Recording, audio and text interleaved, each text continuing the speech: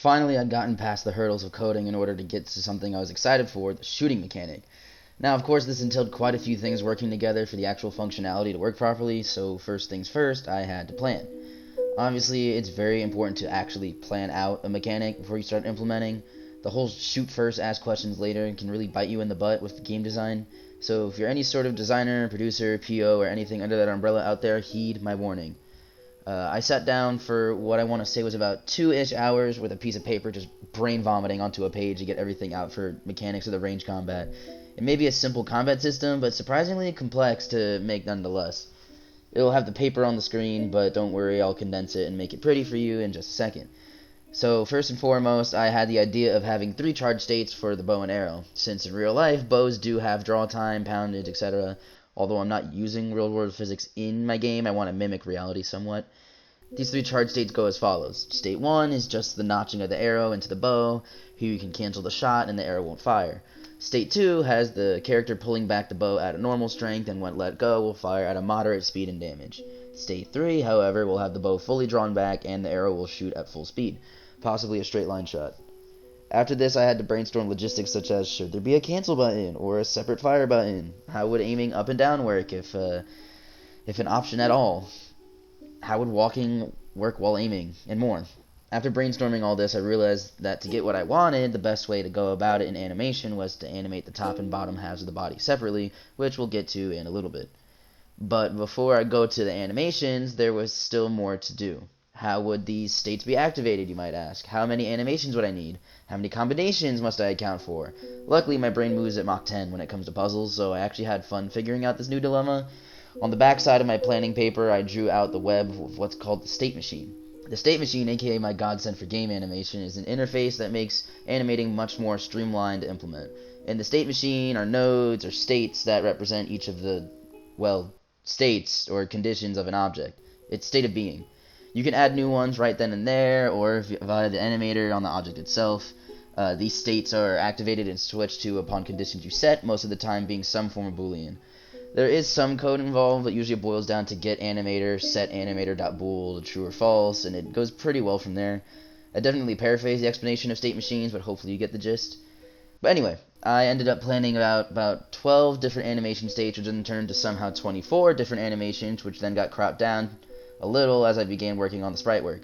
Pretty much I had to plan out each of the 3 states, then their up and down variants, and then all of those but while walking. You might be asking, why did you do all this? Isn't there an easier way? The answer is yes, but I just don't know what the easier way is. However, I like my way, mainly because I figured it out all on my own. Now that planning was complete, the next stage ensued, creating. Having to do about 24 animations, which led up to over 100 total frames overall. This took me quite a bit to get everything done, but it was made easier by Pascal's layer feature. Remember how earlier I said the top and bottom halves would have to be animated separately?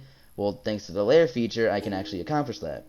Believe it or not, before I realized that functionality existed, I was making every sprite on one plane of existence, which was difficult. But I'm stubborn, so I did. But now that I found this, I'm never going back. In simplest terms, the layer feature is just like layers in a digital art program. In Pascal, it even shows the layer that you're working on in full color, while all the other halves are in half opacity.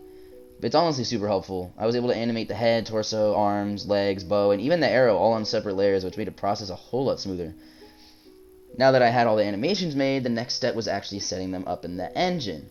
Back to our friend the state machine, I had to make a very intricate web of states and transitions to fit my vision. Again, pretty complicated and definitely not the best way to do it in theory, but I got it done. And honestly, I kind of like my system. I mean, look at this. Wouldn't you be proud if you figured all this out? Like, come on. Go me. But anyway, so the states are all there now, but how am I getting them to trigger? This last piece of planning I had to figure out was, how are these charge states I mentioned determined? And the answer was pretty simple, and came to me quick. It would be based on time. Simply, the bow aim would be a button hold and a timer would begin. The timer would decrement as the shot is being held, the value of which would determine the charge state. So say the timer value is at something like 12. And this value decreases the longer you hold the button. When you hold the shoot button, the shot will be in charge state 1, obviously. After the timer gets to, say, 10, charge state 2 activates instead, and we'll make this the longest state of the 3 for balancing purposes. Since the last charge state is the strongest, you have to make an incentive of patience to get to it, so, balancing. Once the timer value reaches around 2, say the charge state 3 activates, and so on. These are fake values, by the way. I don't remember what I actually put in, because it's obviously subject to change on testing. But all I had to do from there was adding the conditions within the loops and making sure nothing broke or no code interwove within itself. Simple fixes, but nothing worth mentioning in this video since nothing major broke. So, yeah. The shooting mechanic is finally done. Honestly, this has been my favorite benchmark so far, especially since I have a soft spot for sprite animation. Solving the whole state machine puzzle and making a whole chart planning out a whole new mechanic was a lot of fun, at least for me.